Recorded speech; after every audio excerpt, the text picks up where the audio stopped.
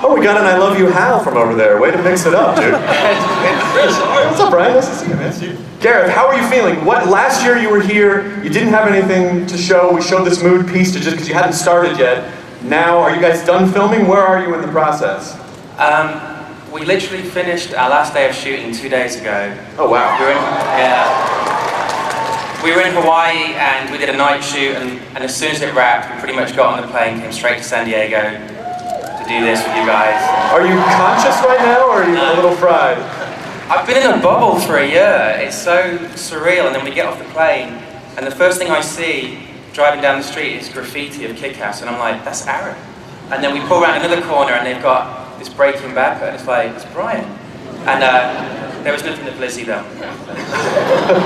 Except this panel. So tell us about the bubble from the last year. When you were here last year, you had ideas, you had plans. Do you feel like you were able to execute those through the shooting process? What can you tell us? I know everybody that does this sort of thing comes up on stage and they suck up to the studio and the producers and that, but genuinely, Thomas is not here, but Legendary and Warner's honestly could not be more supportive. The crew that I work with, they'd made these kind of movies a lot, and I asked them, because I have nothing to compare it to, I was like, how does this compare to the other ones? And it's like, seriously, I've never worked on a film like this. The creative freedom we had and the general goodwill out of the producers is pretty incredible, really. So generally, you're no different from any other suck-up. That's not what I thought he was going to. I thought he was going to be like, so I want to say to the studio, suck it! And then spike the microphone. Elizabeth, what can you tell us about your involvement in the movie? What was it like for you to do a movie of this scale? Are you used to it? Are you really used to this? Scale. Did you notice what he did there? See, that was accidental. Yeah. It was actually, I actually expected it to be really different, but it felt small, it felt creative. I never waited around for 2 hours for a setup. We were on set the whole time, just going at it. So it kind of felt like, an independent, smaller production in a way. We would wait 2 hours for you to turn up, that's why. No. For you it was just like, oh, I arrived, it's already. Under the bus. No, I play like a nurse and a mother, so that is false. What about for you, Aaron? I think what Gareth brings is exactly that, an intimacy that, it was a family, I remember when we first met and we were talking about it, is that, the way he wanted to shoot it was it happened to be a big budget art film, really, the way he wanted to shoot it and the way he wanted to direct it, and it had a lot of emotion and a great kind of a journey through with these characters, but yeah, it was I had a fantastic time doing it. I think it's going to look beautiful. Brian, when you were a kid, did you watch the creature feature, the Friday nights, the Godzilla movies, the kaiju films? You asked that because I'm the old guy. Well, no, I watched it when I could. When you watched a stone television with a parrot inside who was complaining about his job. Oh yeah, that was good. Then I would have a coffee enema and make my way to the toilet.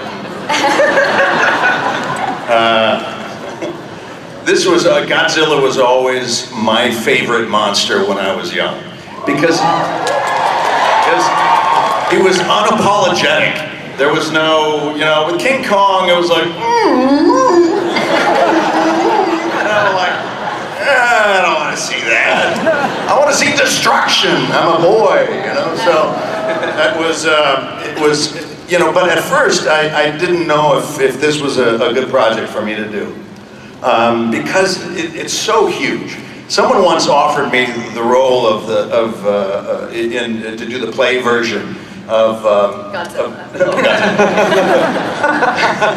A Wizard of Oz, and to play the Scarecrow. And I thought, hey, that would be that's just a losing situation, because you'd have to do an impression of the Scarecrow, or else people would boo you.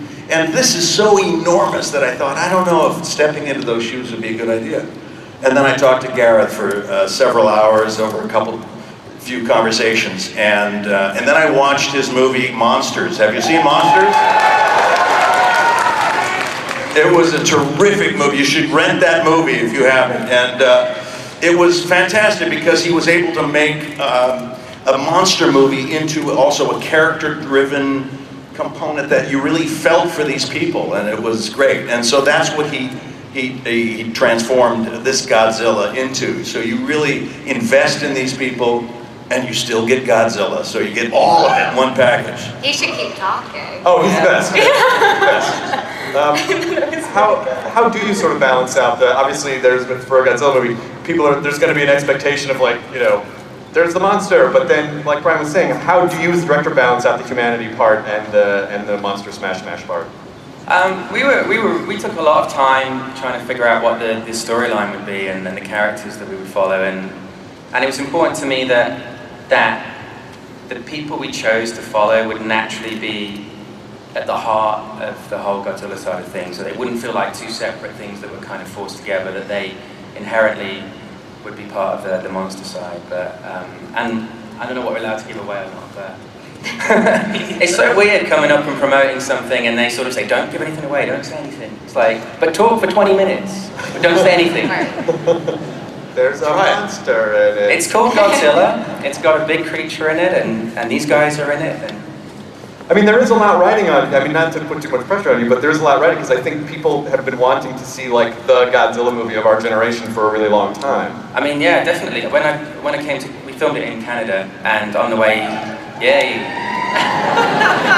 Okay. They're very polite. They don't really shout like. And the Canadian Godzilla is really nice. Yeah. He's helping people set up the triage for thanks for the poutine, Godzilla. On the way into Canada, like you, as part of it, on the way out as well, you go through US immigration, and like when we first started, you know, when we first arrived, I was going through US immigration. They're like, "Why are you here?" "Oh, I'm making a film." "What's the film?" We had a code name. I think it's out there now. Oh, I never said. You never said? No. We could say the code. Because like when you talk to like the government, I got really nervous lying or something. I know. Yeah. I didn't use the code name. I don't want to get in trouble. It was Nautilus. Nautilus. Yeah. And he was like, "What's that?" "Oh, it's just," and I sort of lied a little bit. And he said, "You've got to fill out this form, you've got to fill out this form." I went away, and he obviously looked me up on the internet. And he came back, he was like, Are you directing Godzilla?" And I was like, yeah. And he was like, "Don't fuck it up, man." Because you will never get back into this country again. And I was like, I'll try. And then the guy in the cubicle next to him, the other immigration officer, went, "You doing Godzilla?" And I was like, yeah. And he's like, "Don't fuck it up." And then I spent 20 minutes before I could go through, and they told me what it had to include and what had to be part of the movie. And it was... You have a responsibility to Canada now. Let's open up the floor to questions. I'm sure that people have Godzilla questions. Let us illuminate the spotlight. And here is our first question. What is your name, sir? My name is Michael, and Mr. Edwards, I'm a huge fan.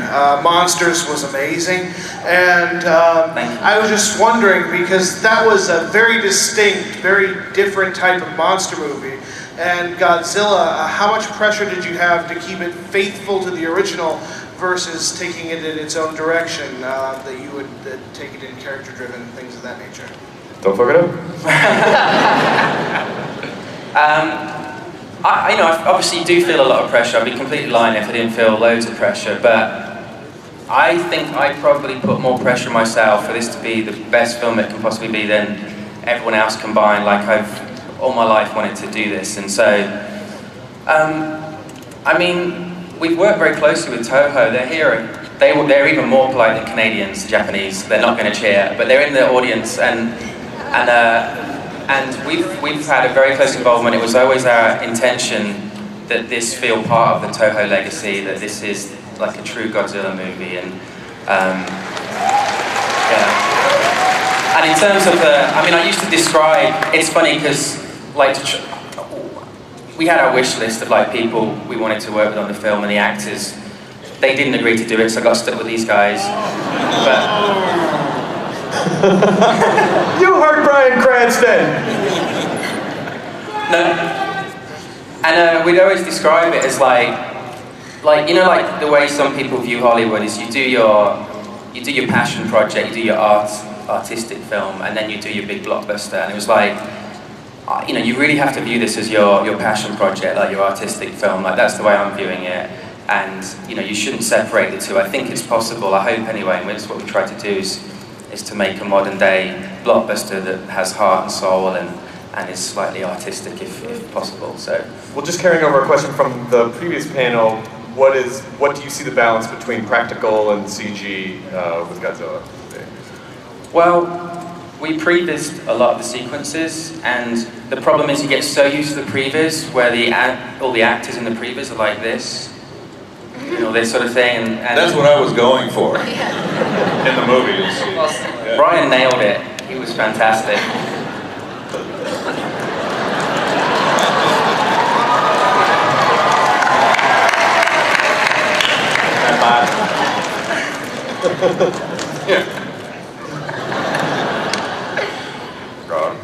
Great. Guys, before we wrap up the panel, I think we have something that we have brought to show you.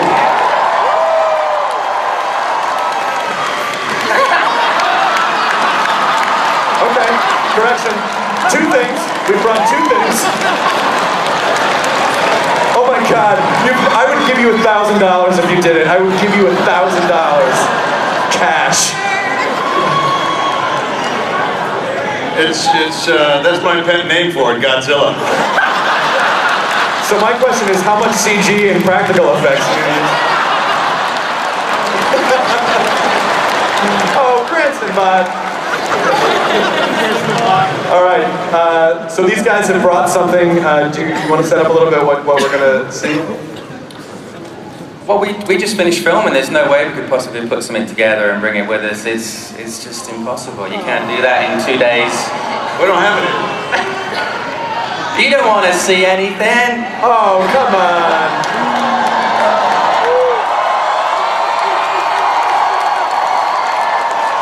If there were something, would you want to play it? I don't know, ask them if they want Should we play a little clip? All right, guys. Never before seen. Elizabeth Olsen, Aaron Taylor Johnson, and of course, Bryan Cranston!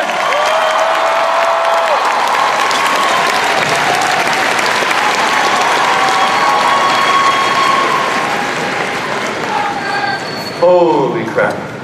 How you feel, Mike? You jumped up. A moderate amount of pants.